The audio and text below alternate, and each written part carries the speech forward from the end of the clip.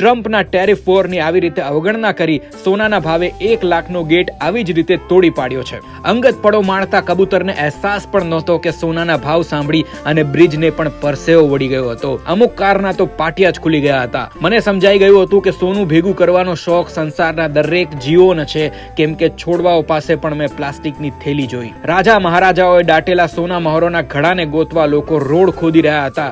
સોનાના ભાવને નીચે ઉતારવા અમુક લોકો ખાસ વ્યવસ્થા કરી રહ્યા હતા. અત્યાર સુધીના સફેદ ફૂલોવાળા ઝાડે પણ લાખપતિ બનવા કલર બદલ્યો હતો.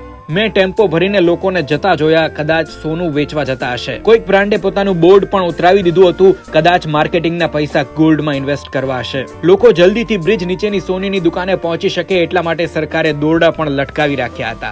વર્કર્સને અચાનક કામ કરતા જોઈ હું સમજી ગયો કે કદાચ ગોલ્ડ કોટેડ વાયર અલગ કરતા હશે. જેની પાસે સોનું પડ્યું છે એ લોકો મોજમાં આવીને વધારાનું છાપરું બનાવી રહ્યા હતા. પણ આ બધી ડિસ્કશનને હું આવી જ રીતે બાયપાસ કરું છું, કેમ કે મેરે નસીબ મેં સોના સિર્ફ હિન્દી વાલા હી હૈ. પણ લોકોનો શેર બજારમાં લાલ થયા પછી હવે પીળું થવાનો વારો આવ્યો છે, કેમ કે